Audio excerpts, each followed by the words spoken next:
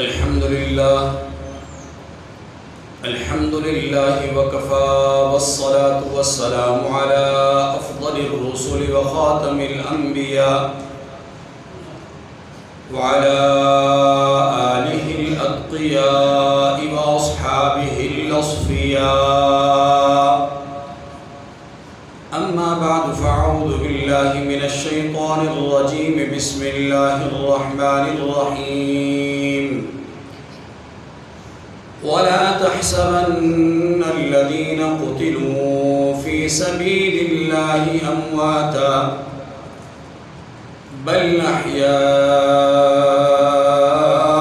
عند ربهم يرزقون. وقال النبي صلى الله عليه وسلم: حسين مني وأنا من الحسين.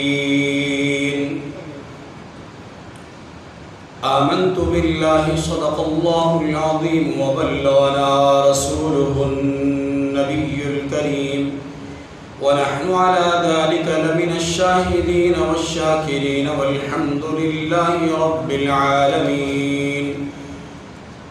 رب اشرح لي صدري ويسر لي أمري واحلل عقدة من لساني يفقهوا قولي. رب زدني علما رب زدني علما رب زدني علما. سبحانك لا علم لنا إلا ما علمتنا إنك أنت العليم الحكيم. يا رب صل وسلم دائما أبدا على حبيبك خير الخلق كلهم. اللهم صل على محمد وعلى آل محمد كما صليت على إبراهيم وعلى آل إبراهيم إنك حميد مجيد. اللهم بارك على محمد وعلى آل محمد كما باركت على إبراهيم وعلى آل إبراهيم إنك حميد مجيد.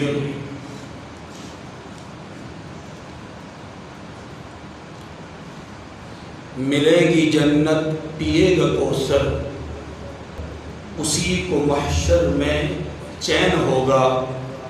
نبی محبت کریں گے اس سے کہ جس کے دل میں حسین ہے. حسین سجدوں کی سرزمین ہے. حسین سجدوں کی سرزمین ہے. حسین ذہنوں کا آسمان ہے. حسین ایمان کی جستجو ہے. حسین یزداں کی آبرو ہے. صحابہ کی انجمن سے پوچھو، حسین پیغمبر کا ہو ہے. آج 10 محرم الحرام ہے اور آج ہی کے دن کربلا کے میدان میں صبت رسول یعنی نواسۂ رسول، ریحانت الرسول یعنی حضور کے پھول، راکب بردوش پیغمبر یعنی حضور کی کندھوں پہ سواری کرنے والے، ذخر مصطفیٰ یعنی حضور کا قیمتی سرمایہ، قرۃ عین المصطفیٰ یعنی حضور کی آنکھوں کی ٹھنڈک، معدن الرسالہ یعنی حضور کے گھر کا خزانہ، عالی نسب آپ کا بلند، والا حسب شریف النفس ذات، نور چشم مرتضیٰ سیدنا علی المرتضیٰ رضی اللہ عنہ کی آنکھوں کا نور، وارث لسان مجتبی سیدنا حضرت علی المرتضیٰ کی فصاحت اور بلاغت کے وارث، یوسف زہرا سیدہ فاطمہ الزہرا کے حسین بیٹے، لخت جگر فاطمہ، سیدہ کے جگر کا ٹکڑا، جان بطول، سیدہ کی جان، نور نگاہ بطول، آپ کی آنکھوں کی ٹھنڈک، کریم اہل بیت کے سخی فرد، سید شباب اہل جنہ، جنتی جوانوں کے سردار، سید الشہداء، شہداء کے سردار، ذبیح کربلا میں ذبح کیے جانے والے، سفینۃ النجاہ،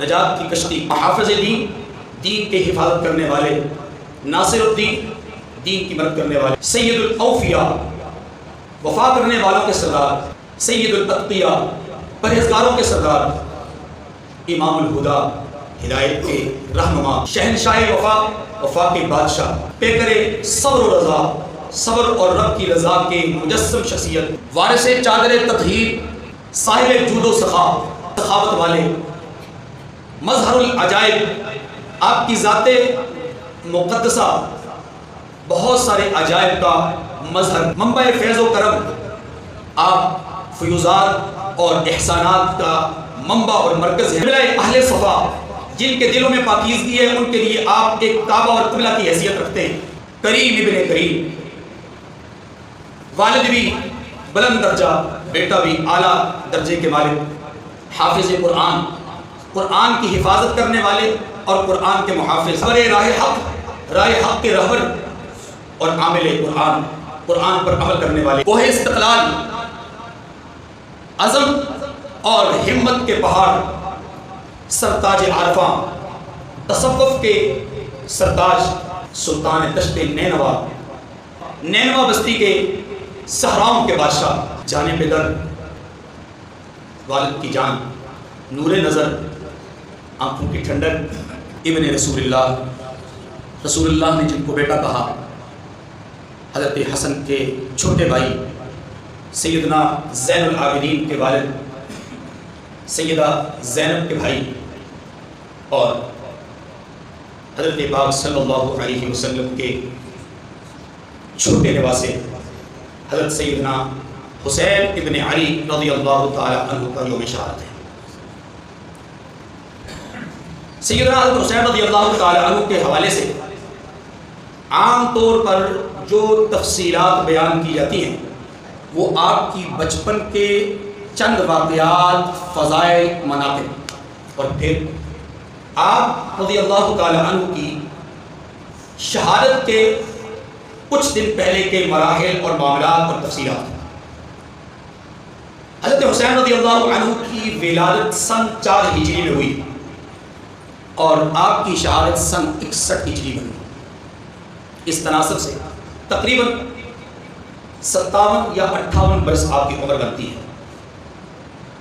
رحمت دو عالم صلی اللہ علیہ وسلم جب دنیا سے پردہ فرما گئے تو حضرت حسین رضی اللہ عنہ کی عمر مبارک اس وقت 7 سال اور مجموعی عمر 57 یا 58 سال ہے۔ 50-51 برس کی جو زندگی ہے اس پر عام طور پر گفتگو نہیں کی جاتی۔ آج کی یہ گفتگو آغاز ہے، تمہید ہے، ابتدا ہے، بنیاد ہے ان تعلقات کی، ان حالات کی، ان واقعات کی، اس سیرت طیبہ کی، اس کردار اور ان افعال کی جو سیدنا حضرت حسین بن علی رضی اللہ تعالیٰ عنہ کی مکمل زندگی سے تعلق رکھتی ہے۔ کہا یہ جاتا ہے کہ سیدنا حضرت حسین رضی اللہ عنہ رسول اللہ کے وصال کے بعد گوشہ نشین ہو گئے، اور پھر اچانک جب یزید کو اقتدار ملتا ہے تو آپ اس کے خلاف اٹھ کھڑے ہوتے ہیں اور گوشہ نشینی ترک کر دیتے ہیں۔ درمیان میں آپ اپنے والد ماجد کی معیت میں 3 جنگوں میں حصہ لیتے ہیں۔ بس یہ آپ کی سیرت اور کردار کے حوالے سے بات کی جاتی ہے۔ حالانکہ یہ بات سمجھیے، سبت رسول ہو، ریحانت النبی ہو، پیغمبر کا لخت جگر ہو، نور نظر ہو، قرۃ عین المصطفیٰ ہو اور وہ گوشہ نشین ہو جائے، یہ ممکن نہیں۔ کیوں؟ اس لیے کہ حضور علیہ السلام کے پاس آخری ایام میں سیدہ فاطمہ الزہرا اپنے دونوں لاڈلوں کو لے کر آئی، آ کر کے عرض کی کہ ابا حضور آپ اپنے ان دونوں بیٹوں کو کوئی وراثت اپنی عطا فرما دیجئے۔ رسول اللہ صلی اللہ علیہ وسلم نے دونوں کو دیکھا، فرمایا اما الحسن، تو حسن ہے اسے میری طرف سے وراثت میں سرداری نصیب ہوگی، یہ میرا بیٹا سردار ہوگا، یہ میرا بیٹا دنیا کے اندر ایک بڑا نام، بڑی حیثیت، بڑا مقام، بڑا درجہ پائے گا۔ اور اما الحسین، فرمایا کہ حسین اسے اللہ میری طرف سے، میری وراثت میں سے جرت عطا فرمائیں گے، وجودی، اور میری سخاوت عطا فرمائیں گے۔ میرا یہ بیٹا جرری بھی ہوگا، بہادر ہوگا، شجاع ہوگا، اور حق کے لیے ڈٹ کھڑے ہونے والا ہوگا، باطل کو کبھی قبول کرنے والا نہیں ہوگا، اور سخی ہوگا، مال کا لالچی نہیں ہوگا، جو آئے گا اسے راہ خدا میں خرچ کر دے گا۔ بس یہ دو جملے ذہن رکھ لیجیے، میری وراثت میں سے حسین کو دو چیزیں ملیں گی، ایک جرت، دوسری سخاوت، ایک جرت، دوسری سخاوت۔ میں تاریخ کے آئینے میں دیکھتا ہوں، تاریخ پڑھتا ہوں، تاریخ کے اوراق نکالتا ہوں، تو مجھے حسین منبع سخاوت نظر آتے ہیں، مجھے حسین جرت شجاعت کا پیکر نظر آتے ہیں۔ میں جہاں دیکھتا ہوں حسین حق کے لیے کھڑے ہیں، میں جہاں دیکھتا ہوں حسین حق کے ساتھ کھڑے ہیں، میں جہاں دیکھتا ہوں حسین حق کے لیے آواز اٹھاتے ہیں، میں جہاں دیکھتا ہوں حسین حق کے علمبردار ہیں۔ کیوں؟ حضور نے خود فرمایا ہے کہ فَإِنَّ لَهُ جرأتی وجودی، اس کے لیے میری جرت کا کی وراثت کے فیصلے کیے گئے، اور اس کے لیے میری سخاوت کے فیصلے۔ حسین رضی اللہ تعالی ولادت ہوئی سن 4 ہجری میں، نام رکھا محمد مصطفیٰ صلی اللہ علیہ وسلم نے۔ ولادت سے پہلے فرشتے نے آ کر کے رسول اللہ کو بشارت دی۔ آپ صلی اللہ علیہ وسلم نے کان میں اذان پڑھی، آپ نے تحنیک کی، یعنی کہ جس کو ہم گڑتی کہتے ہیں، آپ نے گڑتی ڈالی، تحنیک کی، آپ نے خود ان کا عقیقہ کروایا، آپ نے ان کو اپنی گود میں لیا، آپ نے ان کو انگلی پکڑا کر کے چلایا، آپ نے ان کے ساتھ محبت کا اظہار فرمایا، آپ نے ان کے ساتھ اپنی عقیدت کا اظہار فرمایا۔ فرمایا حسین منی وانا من الحسین، حسین مجھ سے اور میں حسین سے ہوں۔ پھر فرمایا کہ الحسن والحسین سیدہ شباب اہل جنہ، حسن اور حسین جنتی جوانوں کے سردار ہیں۔ پھر فرمایا من احب حسنا و حسینا فقد احبنی، جس نے حسن اور حسین سے محبت کی اس نے گویا مجھ سے محبت کی۔ ومن ابغضہما فقد ابغضنی، جس نے ان سے بغض رکھا اس نے گویا مجھ سے بغض رکھا۔ سرکار دو عالم صلی اللہ علیہ وسلم ارشاد فرماتے ہیں احب اللہ من احبہ، اللہ اس سے محبت کرے جو حسین سے محبت کرتا ہے۔ روایت میں آتا ہے احب اللہ من احب حسینا، اللہ اس سے محبت کرے جو حسین سے محبت کرتے ہیں۔ اللہ کے رسول فرماتے ہیں حسین منی وانا من الحسین، حسین مجھ سے اور میں حسین سے۔ پھر فرمایا حسین سبط من الاسباط، حسین اچھی اولاد میں سے ایک اولاد ہے، یعنی حسین میرا بہترین نواسا ہے۔ حضور فرماتے ہیں حضرت فاطمہ الزہرا کے دروازے کے پاس سے گزرتے ہیں، اندر سے حسین رضی اللہ عنہ کے رونے کی آواز آتی ہے، حضور اندر تشریف لے جاتے ہیں۔ آپ صلی اللہ علیہ وسلم سیدہ فاطمہ الزہرا سے فرماتے ہیں انت علمی ان بکاءہ یؤذینی، کہ حسین کا رونا مجھے تکلیف پہنچاتا ہے۔ حسین کو رونے نہ دیا کریے، حسین کو رونے نہ دیں، اس کا رونا مجھے تکلیف دیتا ہے، اس کے رونے سے مجھے اذیت پہنچتی ہے، اس کے رونے سے مجھے تکلیف ہوتی ہے۔ حضور صلی اللہ علیہ وسلم فرماتے ہیں انا حرب لمن حاربکم، میں حالت جنگ میں ہوں اس کے لیے جو سیدہ فاطمہ کے ساتھ، سیدنا علی المرتضیٰ کے ساتھ، سیدنا حسین کے ساتھ، سیدنا حضرت حسن کے ساتھ، فرمایا جو ان کے ساتھ جنگ کرے میں اس کے ساتھ حالت جنگ میں ہوں۔ وانا سلم لمن سالمکم، اور جو ان کے ساتھ حالت امن میں ہے میں ان کے لیے حالت امن میں ہوں۔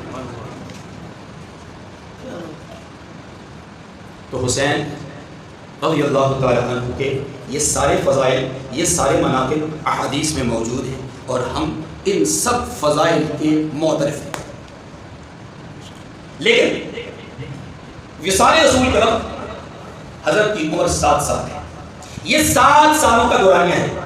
حضور منبر پر تشریف فرما ہے، سامنے دیکھتے ہیں کہ یمشیانی یا فرانی دونوں شہزادے آ رہے ہیں، لیکن بچپنے کی وجہ سے، کم عمری کی وجہ سے ڈگمگا رہے ہیں، یعنی ڈگر رہے ہیں۔ تو آپ صلی اللہ علیہ وسلم منبر چھوڑ کر دونوں کو جا کر کے اٹھاتے، ایک کو دائیں بغل میں دوسرے کو بائیں بغل میں، اور یوں آ کر کے منبر پر بیٹھتے ہیں، یوں آ کر کے منبر پر بیٹھتے ہیں۔ توجہ فرمائیے گا، سیدنا صدیق اکبر رضی اللہ تعالی عنہ حضرت حسین رضی اللہ عنہ کو اپنے پاس ایسے اٹھاتے ہیں، اٹھا کر بوسہ دیتے ہیں، بوسہ دینے کے بعد ان کو سونگتے ہیں۔ آپ سے پوچھا گیا کہ حضرت نواسہ رسول ہیں، حضور علیہ السلام کے لاڈلے ہیں، حضور کے شہزادے ہیں، بوسہ دینا تو سمجھ میں آتا ہے، لیکن یہ سننے کی کیا بات ہے؟ فرمانے لگے کہ میں نے آقا صلی اللہ علیہ وسلم کو ایسے ہی دیکھا. راوی کون ہے؟ حضرت ابوبکر صدیق. حضرت ابوبکر صدیق راوی ہیں، کہتے ہیں میں نے آقا کو ایسے ہی دیکھا، آپ بوسہ دے رہے تھے اور پھر آپ سونگ رہے تھے. پوچھا گیا کہ یا رسول اللہ یہ بوسہ دینے کا مطلب تو سمجھ میں آتا ہے لیکن سونگنے کا مطلب سمجھ نہیں آتا. اللہ کے رسول نے فرمایا کہ یہ میری جنت کا پھول ہے، اس سے جنت کی خوشبو آتی ہے، اس لیے اس کو چومتا ہوں. حضور نے فرمایا ہما ریحانتایا من الدنیا، یہ میری دنیا کے 2 پھول ہیں. جس نے ان سے محبت کی اس نے مجھ سے محبت کی. رحمت دو عالم صلی اللہ علیہ وسلم جب دنیا سے پردہ فرما جاتے ہیں تو اب حضرت حسین رضی اللہ تعالی عنہ کی زندگی کا ایک نیا موڑ، ایک نیا دور، ایک نیا جو ہے معاملہ آ جاتا ہے. تاریخ نئے صفحات میں ان کے کاموں کو، ان کے کارناموں کو، ان کے کردار کو، ان کی سیرت کو لکھنا شروع کرتی ہے. سب سے پہلے رسول اللہ صلی اللہ علیہ وسلم کے وصال کا غم انہوں نے دیکھا. پھر اپنی والدہ ماجدہ کی طرف سے وراثت کے لیے باغ فلک کا مطالبہ دیکھا. بڑی توجہ طلب بات سمجھانا چاہتا ہوں، عقیدہ نظریہ بات کلیئر کرنا چاہتا ہوں. سیدنا حسین نے اپنی والدہ کے زبان اقدس سے وراثت طلب کرنے کے کلمات سنے. حضرت صدیق اکبر کی طرف سے بالکل کلیئر واشگاف الفاظ میں، واضح الفاظ میں عقیدے، عمل اور کردار کے حوالے سے بات کلیئر کر دی. اللہ کے پیغمبر نے فرمایا نحن معاشر الانبیاء، ہم انبیاء کی جماعت ہیں، لا نرث ولا نورث، نہ تو ہم وارث بنتے ہیں نہ ہم وارث بناتے ہیں. سیدہ کو یہ جواب ملا، سیدہ مطمئن ہو گئی. بیٹے نے سنا، بیٹے نے اپنے ذہن میں، بیٹے نے اپنے دل اور دماغ میں بات کو بٹھا دیا. دور صدیقی گزر گیا، دور فاروقی گزر گیا، دور عثمانی گزر گیا. حضرت حسین کے لب پر باغ فلک کی بات نہیں آئی. دور علوی آیا، باغ فلک کی بات نہ آئی. دور حسنی آیا، باغ فلک کی بات نہ آئی. دور معاویہ آیا، باغ فلک کی بات نہ آئی. اب باطل کے خلاف لڑنے کی بات سن 61 ہجری میں آئی. 11 ہجری میں رسول پردہ فرما گئے. 61 ہجری میں سیدنا حضرت حسین رضی اللہ تعالیٰ عنہ جامع شہادت نوش فرماتے ہیں ایک بار بھی، ایک موقع پر بھی، ایک جگہ پر بھی نہ انفرادی نہ اجتماعی طور پر باغ فلک کا تذکرہ زبان حسین پر نہیں آتا. معلوم یہ ہوا جو صدیق نے کہا وہ درست ہے، جو فاطمہ نے سمجھا وہ درست ہے، جو حسین نے سمجھا وہ درست ہے. کیوں؟ اس لیے کہ وہ جانتے تھے کہ رسول اللہ کا فرمان ہے نحن معاشر الانبیاء لا نرث ولا نورث، ہم انبیاء کی جماعت ہے، نہ وارث بنتے ہیں نہ وارث بناتے ہیں. یہ وراثت نہیں ہے. پھر سیدنا صدیق اکبر رضی اللہ تعالی عنہ ان کو اپنے ساتھ ممبر پر بٹھاتے تھے.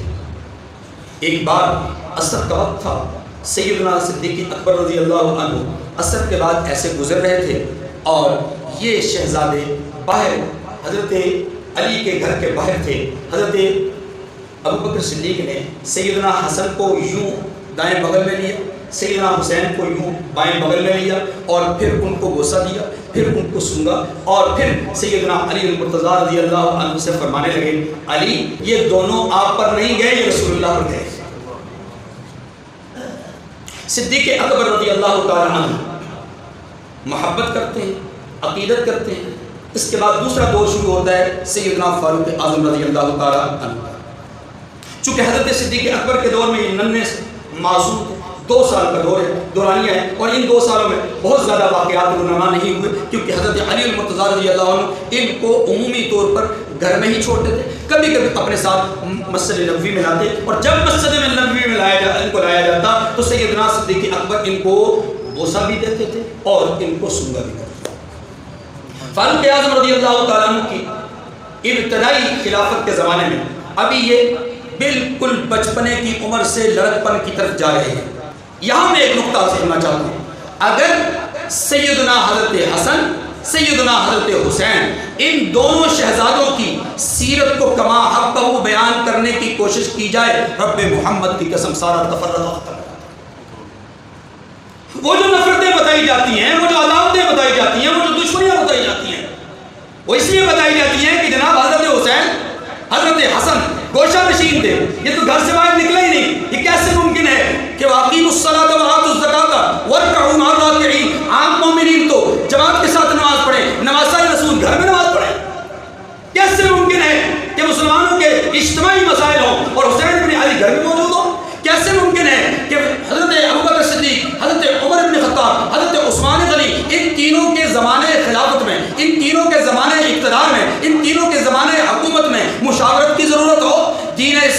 تبلیغ اور ارشاد کے لیے کوئی مشاورت کی ضرورت ہو، جہاد کے لیے مشاورت کی ضرورت ہو، مرتدین سے جنگ کے لیے مشاورت کی ضرورت ہو، مانعین زکوٰۃ کے لیے مشاورت کی ضرورت ہو، اور سیدنا حسین، سیدنا علی المرتضیٰ، سیدنا حضرت حسن سب لوگ اپنے گھر میں گوشہ نشین ہو جائیں، ایسا ممکن ہے نہیں۔ اللہ کے رسول نے کہا فرمایا فَإِنَّ لَهُ جُرْأَتِي وَجُودِي، اسے اللہ میری طرف سے میری شجاعت، میری بہادری، میری جرأت عطا فرمائیں گے اور میری سخاوت عطا فرمائیں گے۔ بندہ بہادر ہو اور گھر میں ہو، بندہ بہادر ہو اور گھر میں رک جائے، ممکن ہی نہیں ہے۔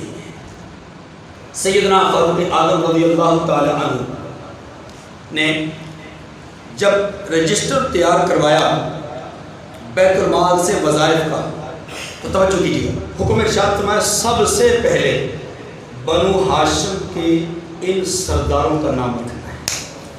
کسی نے کہا حضرت بدری صحابہ سے شروع کر لیجئے، کسی نے کہا عشرہ مبشرہ سے شروع کر لیجئے، کسی نے کہا کہ غزوہ احد والوں میں سے شروع کر دیجئے، کسی نے کہا بیعت رضوان والوں سے شروع کر لیجئے، کسی نے کہا غزوہ تبوک والوں سے شروع کر دیجئے۔ آپ نے فرمایا نہیں، میں وہاں سے شروع کروں گا جہاں سے اللہ کا دین، اللہ کا قرآن میری رہنمائی کرتا ہے، اور اللہ کا دین اور اللہ کا قرآن رہنمائی یہ کرتا ہے کہ بیت رسول، اللہ کے رسول کے گھرانے سے، اللہ کے رسول کے ان شہزادوں سے، اللہ کے رسول کی اس اولاد سے رجسٹر کا آغاز کرنا ہے۔ حضرت ابوبکر صدیق رضی اللہ عنہ کے بعد حضرت عمر رضی اللہ تعالی عنہ نے مسلمانوں میں وظائف بانٹنا شروع کیا، ماہانہ بنیاد پر، سالانہ بنیاد پر وظائف تقسیم کرنا شروع کیا۔ ان وظائف میں ترتیب یہ رکھی گئی کہ کبار صحابہ کرام کو، بدری صحابہ کرام کو 5,000 دراہم دیے گئے۔ وہی ترتیب حضرات حسنین کریمین کے لیے رکھی گئی۔ یمن سے چادریں آتی ہیں، آپ رضی اللہ عنہ لوگوں کو تقسیم کرتے ہیں، ان کو نہیں دیتے۔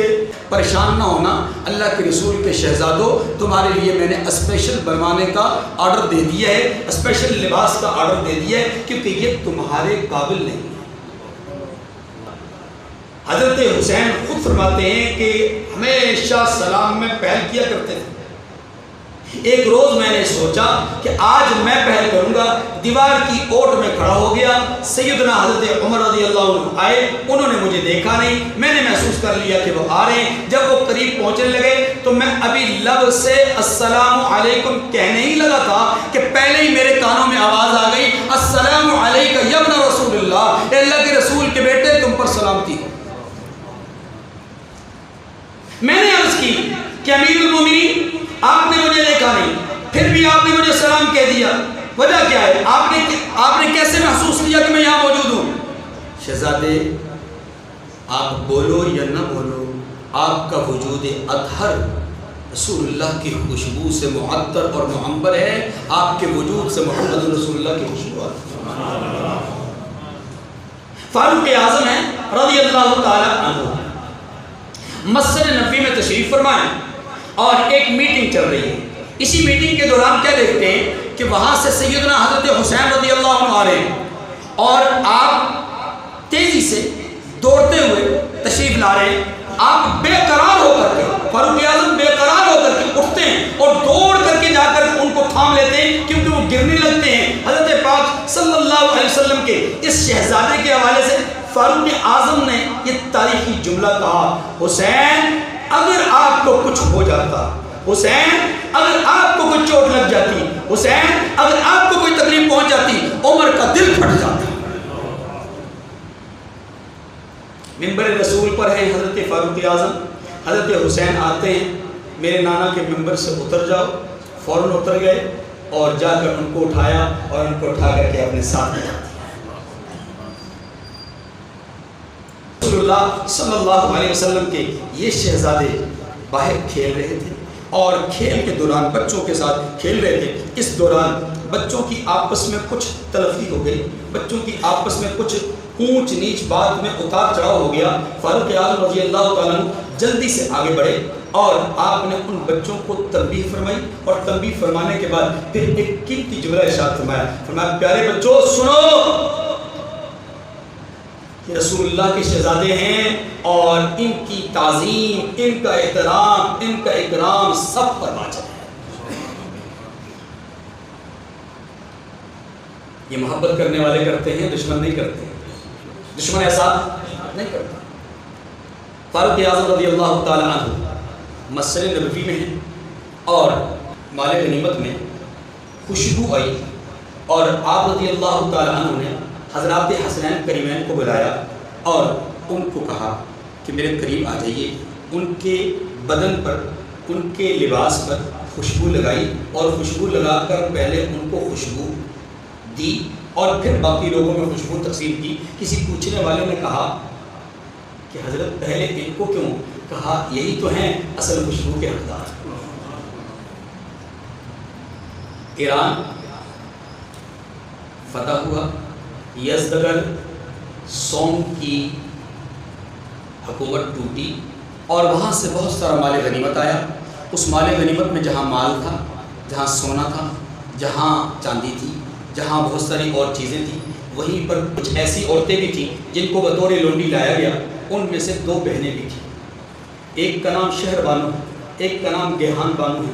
دونوں کو لایا گیا اور حضرت فاروق اعظم کے سامنے یہ رائے رکھی گئی کہ جناب یہ شہزادیاں ہیں وہاں کی، یہ وہاں کے بادشاہ کی بیٹیاں ہیں، یہ وہاں کے بادشاہ کی شہزادیاں ہیں۔ آپ اگر مناسب سمجھیں تو اپنے بیٹے عبداللہ بن عمر کے ساتھ ان کا نکاح کر دیجیے، کسی اور شہزادے کے ساتھ ان کا نکاح کر دیجیے تاکہ ان کا وقار بھی برقرار رہے۔ حضور علیہ السلام کا طریقہ بھی یہی ہوا کرتا تھا کہ سردار کی بیٹیوں کو سردار کے بیٹوں کے ساتھ نکاح کروایا جاتا تھا۔ پہلے بھی ایسا ہی رہا، یا حضور خود نکاح کرتے تھے یا اپنی جماعت میں سے کسی سردار کو، کسی بڑی شخصیت کو، کسی قد آور شخصیت کو وہ عورت دے دیا کرتے تھے۔ اب آپ فیصلہ فرما لیجیے۔ جناب فاروق اعظم رضی اللہ عنہ نے سب سے بہترین شخصیت جس کا انتخاب آپ نے کیا وہ شہر بانو کے لیے، یزدگرد کی بیٹی کے لیے، خوبصورت بیٹی تھی، بڑی حسین بیٹی تھی، اس کے لیے جس شہزادے کا انتخاب کیا اس شہزادے کا نام حسین بن علی۔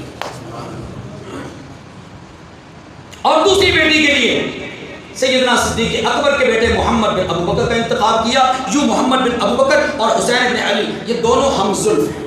کون ہیں؟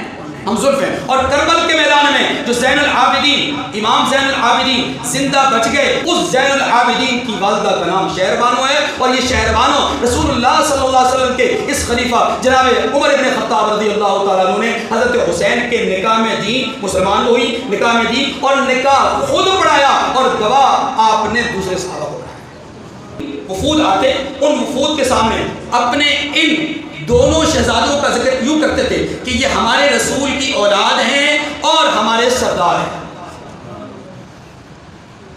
آپ نے ہمیشہ ان کو شہزادے کہہ کر کے پکارا، ان کو یبن رسول اللہ کہہ کر پکارا، یہ رسول اللہ کا بیٹا تھا، یہ علی المرتضیٰ کا بیٹا تھا، یہ شہزادہ تھا۔ یہ محبت ہی محبت ہے، یہ عقیدت ہی عقیدت ہے، یہ مودت ہی مودت ہے۔ آپ خود لوگوں کو نصیحت فرمایا کرتے تھے، لوگوں یہ بات یاد رکھنا، حسنین کریمین کی محبت اور ان کی عقیدت اور ان کا احترام ہم پر واجب ہے، اور ہماری حکومت اور ہماری خلافت کی اور ہمارے اس اقتدار کی بقا کا راز ہی حسنین کریمین کی محبت اور احترام ہے۔ تو جناب فاروق اعظم رضی اللہ تعالیٰ عنہ حضرات حسنین کے ساتھ بڑی محبت کرتے تھے۔ ایک موقع پر جناب فاروق اعظم رضی اللہ تعالیٰ عنہ نے حج کا سفر فرمایا۔ اس حج کے سفر میں یہ دونوں شہزادے آپ کے ساتھ تھے۔ راستے میں کہیں پڑاؤ ڈالتے، راستے میں کہیں رکتے، راستے میں کہیں اسٹے کرتے تو سب سے پہلے حضرات حسنین کریمین کا حال احوال پوچھتے تھے۔ ان کو کوئی تکلیف تو نہیں، ان کو کوئی پریشانی تو نہیں، ان کی رائے سے پوچھ فرماتے، ان کی رائے سے قیام فرماتے۔ یہ محبت ہی محبت ہے، یہ عقیدت ہی عقیدت ہے۔ آپ نے اپنی مجلس شورا میں حضرت حسین رضی اللہ عنہ کو نہ صرف شامل فرمایا بلکہ بڑی توجہ طلب بات ہے، حضرت فاروق اعظم نے ان کے لیے اپنے دائیں طرف ایک مسند بنا رکھی تھی کہ یہاں حضرت حسین بیٹھیں گے، یا حضرت حسین بیٹھیں گے۔ حضرت حسین انتہائی زیرک، انتہائی ذہین، انتہائی فطین انسان تھے۔ کسی نے پوچھا کہ حضرت یہ ابھی کم عمر ہیں، ابھی یہ چھوٹے ہیں، آپ نے ان کو مجلس شورا کا حصہ بنایا، آپ نے ان کو اپنے رائٹ سائڈ پہ جگہ دی. وجہ کیا ہے؟ فرمایا حسین جیسا ذہین و فطین لاؤ میں ان کو اٹھا. بیٹے نے پوچھا ابا حضور آپ مجھے ترجیح نہیں دیتے، حسین کو ترجیح دیتے ہیں. جواب دیا کہ لا، تو فاطمہ جیسی ماں لا، علی جیسا والد لا، حضور جیسا نانا لا، میں تجھے اس کو ترجیح دیتا ہوں. معلوم یہ ہوا کہ یہ محبت ہے، یہ عقیدت ہے، یہ الفت ہے، یہ پیار ہے. یہ تسلسل کے ساتھ میں آپ کو واقعات خلاصتاً میں ان واقعات کو لمبا کر سکتا ہوں، ان واقعات کو کھینچ کر کے ایک ہی دو واقعوں میں پورا خطبہ دے سکتا ہوں، لیکن آپ کو اشارہ یہ کر رہا ہوں اتنے واقعات ان کی زندگی میں موجود ہیں، اور اس کے علاوہ بھی 20 واقعات موجود ہیں. محبت کے، الفت کے، عقیدت کے، تعلق موجود ہیں، رشتہ داریاں موجود ہیں، نسبتیں موجود ہیں، ایک دوسرے کی قرابت داریاں موجود ہیں. ان قرابت داریوں کے ہوتے ہوئے، ان محبتوں کے ہوتے ہوئے، اس الفت کے ہوتے ہوئے پھر کیا ہم یہ سمجھ لیں کہ ان کا آپس میں کوئی دشمنی تھی؟ ہرگز نہیں. یہ دشمنی رکھنے والے لوگ نہیں تھے، بلکہ یہ تو آپس میں رحماء بینہم، آپس میں محبت کرنے والے لوگ. ان حضرات کی آپس میں محبتیں تھیں. عالی گھرانہ ہے، عالی نسل ہیں اور عالی حسب ہیں جناب حسین رضی اللہ تعالیٰ عنہ. میں نے 2 ادوار کا تذکرہ کیا ہے، دور صدیقی کا، دور فاروقی کا. کچھ تذکرہ کیا ہے تاکہ آپ کو مجھے تھوڑا سا تعارف ہو جائے، تھوڑی سی پہچان ہو جائے کہ حضرت حسین، حضرت حسن، حضرت علی المرتضیٰ رضی اللہ تعالیٰ عنہ اہل بیت اعظام کے یہ سپوت، یہ مقدس شخصیات، یہ معمولی ہستیاں نہیں ہیں، یہ گوشہ نشینی اختیار کرنے والے لوگ نہیں ہیں، بلکہ انہوں نے اسلام کی سربلندی میں مکمل کردار ادا کیا ہے. اگر ان کو گوشہ نشین سمجھ لیا جائے گا تو پھر اسلام کی تبلیغ میں، اسلام کی اشاعت میں ان کا کارنامہ کیا ہوگا، ان کے کام کیا ہوں گے، ان کی سیرت کیا ہوگی، ان کا کردار کیا ہوگا. ظالموں تم اپنی انا کے لیے، ظالموں تم اپنے بوجھ کے لیے، ظالموں تم اپنی صرف انانیت کو برقرار رکھنے کے لیے ان نفوس قدسیہ کو گوشہ نشین بتا کر کے ان کی عزتوں پر حد لا رہے